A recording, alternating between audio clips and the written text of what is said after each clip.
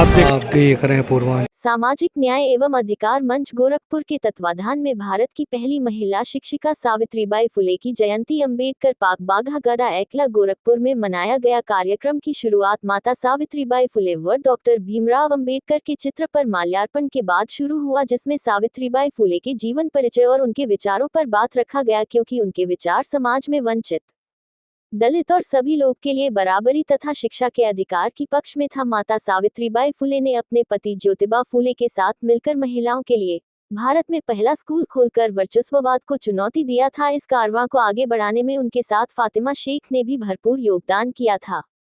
कार्यक्रम का संचालन कुमारी सोनाली और रमेश चंद्र पत्रकार ग्राम एकला द्वारा किया गया। कार्यक्रम में सावित्रीबाई फुले शिक्षा सेवा केंद्र एकला के छात्र छात्राओं द्वारा सावित्रीबाई फुले पर नाटक, नृत्य और भाषण का प्रोग्राम पेश किया गया। तमाम वक्ताओं द्वारा सावित्रीबाई फुले के विचार व संघर्ष तथा वर्तमान में हमारे देश समाज में व्याप्त गैर बराबरी, समान शिक्षा व विभिन्न तरह के भेदभाव आदि की समस्या पर बात रखा और आगे इन समस्याओं के निराकरण के लिए कार्यभार पर भी बात हुई।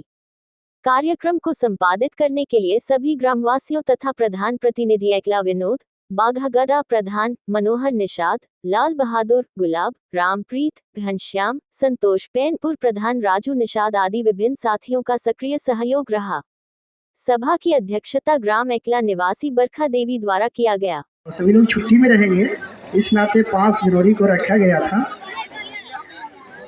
हम लोग थोड़ा बहुत सावित्रीबाई फुले के बारे में जान लें। आखिर सावित्रीबाई फुले चाहती क्या थी? उन्होंने अपना पूरा जीवन संघर्ष में बिताया। वो किन के लिए बिताया और क्यों बिताया? साथियों, आज भी जो हमारे समाज का जो बड़ा संकट है वो वैसे ही है लगभग जैसे सावित्रीबाई फुले के समय का था, थोड़ी बहुत अंतर के साथ। साथियों, सावित्रीबाई फुले और उनके पति ज्योतिबा फुले, ऐसा हम देखते हैं कि जगह जगह इस बात को प्रचारित किया जाता है कि जो जोड़ी होना चाहिए दुल्हा और दुल्हन का, तो उसमें कहा जाता है कि राम और सीता जैसी जोड़ी होनी चाहिए। लेकिन अभी अपने देश में मुझे लगता है कि इस बात को ज़्यादा ध्यान देना चाहिए कि अगर दूल्हे दुल्हन का जोड़ी अगर कोई शानदार हो तो सीता राम से भी ज़्यादा शानदार अगर देखने की बात अगर करते हैं तो सावित्रीबाई फुले और ज्योतिबा फुले की है। महापुरुषों के बारे में ये करते रहते हैं। हम सावित्रीबाई फुले शिक्षा केंद्र खोले हुए हैं जो 20 वर्षों से बच्चों को निःशुल्क पढ़ा रहे हैं, और यह कार्यक्रम एक सामाजिक न्याय मंच एवं अधिकार मंच की तरफ से किया जा रहा है। ये हम लोग का करने का मतलब यही है कि उनके बताए हुए मार्गदर्शक मार्ग के पर चलें और ये ज़्यादा से ज़्यादा लोग शिक्षित हों, अपने हक अधिकार को समझें, ताकि जो है आज की आने वाली जो पीढ़ी है जो है वो अंधकार में न जाए। आज शिक्षा का परिवेश बदल रहा है, सरकारें नई नई नीति अपना रही है और इस तरह से सरकार शिक्षा पर रोक लगा रही है और उनको उच्च नौकरियों में जो है रोकने का भी प्रयास किया जा रहा है। ऐसे में हम सभी लोग चाहते हैं कि अब जो ये आम जनमानस है इनकी बात को समझें और देश विदेश में या अपने समाज में क्या चल रहा है इसके बारे में जानने का प्रयास करें और अपने अधिकार के बारे में सचेत रहें। धन्यवाद भाई। जिस तरह से आप ग्रामीण क्षेत्र में एक अलग जगह ये शिक्षा करना, ये कब से शुरुआत की, क्या उद्देश्य रहा? ये ग्रामीण क्षेत्र में हम जैसा कि आपको पहले बता दिए हैं कि मैं 20 वर्षों से पढ़ा रहा हूँ और मेरा मेन पढ़ाने का उद्देश्य था गरीब बच्चों को, जो गरीब बच्चों को पढ़ाने के लिए उनके पास पैसे नहीं हैं, मजदूर हैं, ठेला खोमचा वाले हैं। जो अच्छे लोग हैं वो तो अपने अच्छे अच्छे विद्यालयों में पढ़ा दे रहे हैं, लेकिन जो छोटे बच्चे जो निम्न वर्ग के लोग हैं उनके पास सुविधा नहीं है। ऐसे में उनके शिक्षा को देख करके मुझे आंसू आता था, इसलिए मैं ये पढ़ाने का बीड़ा उठाया हूँ। ऐसे कितने बच्चों को आप पढ़ा चुके हैं, किस क्लास तक आप पढ़ा चुके हैं? अब मेरे कोचिंग में लगभग सैकड़ों बच्चे हर साल पढ़ते हैं और आज स्थिति यह है कि काफ़ी लोग जो इंजीनियरिंग और नीट की तैयारी कर रहे हैं, और कुछ लोग नौकरियों में भी हैं, वो अपने इस्टेब्लिश किए हैं।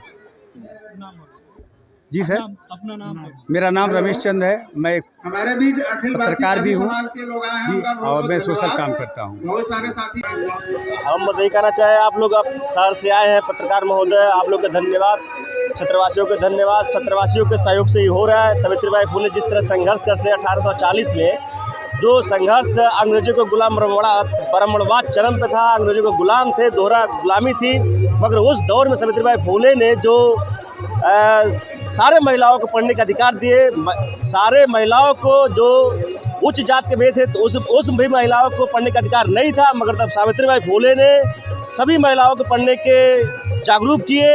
और हमारा थोड़ा सा ये कहना है कि जिस तरह सावित्रीबाई फुले ने संघर्ष किया है, भारत देश के लोगों ने सिर्फ 10% सावित्रीबाई फुले के बारे में जानते हैं, 90% के बारे में नहीं जानते हैं। इसलिए मैं अपील करना चाहता हूँ, हमारा सबका सहयोग रहेगा, हर गांव में इसी तरह कार्यक्रम किया जाएगा, सावित्रीबाई फुले को मिशन बढ़ाया जाएगा और बच्चों को मिशन बढ़ा के आगे बढ़ाया जाएगा। क्या उद्देश्य रहेगा आप लोग का इस तरह का समिति का जो गठन किया, क्या उद्देश्य है? उद्देश्य यही रहेगा कि इस समय मतलब हम सारे सरकार को दोषी दे रहे हैं कि जो हमारा प्राथमिक विद्यालय है, कई लाख रुपया आता है खर्च, मगर तो उस पर कोई पढ़ाई लिखाई नहीं हो पा रहा है।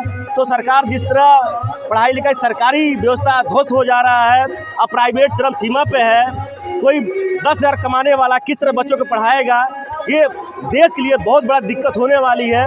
इसमें हमको सभी देश वाले को सोचना चाहिए कि हम लोगों को शिक्षा के माध्यम से हर इंसान को अपने समय में से 1 घंटा निकाल कर शिक्षा पे आगे बढ़ाया जाए। मेरा विनोद निशान नाम है। सावित्रीबाई फुले का जन्मदिवस मनाया जा रहा है इस वर्ष में, और ग्राम सभा एकला के ग्राम प्रधान विनोद निषाद जी और समाज सेवी रमेश पत्रकार जी और क्या नाम सामाजिक न्याय अधिकार एवं मंच के कार्यकर्तागण और ग्राम सभा बाहागाड़ा के प्रधान जी और प्रधान पद के प्रत्याशी मोहित निषाद जी, सुरजन निषाद जी, रामानंद वर्मा जी, रामप्रीत निषाद जी और भी तमाम साथीगण, संतोष यादव जी हैं, मनोज मिश्रा जी हैं। और इसका एक ही उद्देश्य है कि इससे समाज में एक मैसेज पढ़ाया जाए कि शिक्षा के प्रति सभी लोग जागरूक हों। इसी के तहत एक कार्यक्रम किया जा रहा है। जिस तरह सावित्रीबाई फुले ने शिक्षा के प्रति अलग जगाया था बच्चों की शिक्षा के लिए, क्या कहना चाहते हैं? और हम चाहते हैं कि जिस तरह की सावित्रीबाई फुले ने समाज को शिक्षा देने के लिए संघर्ष किया था, हमारे समाज के लोग भी उसी तरह अपने बच्चों को संघर्ष करें और शिक्षा में आगे बढ़ाने का काम करें। घनश्याम निषाद, पूर्व विधानसभा गोरखपुर ग्रामीण प्रत्याशी।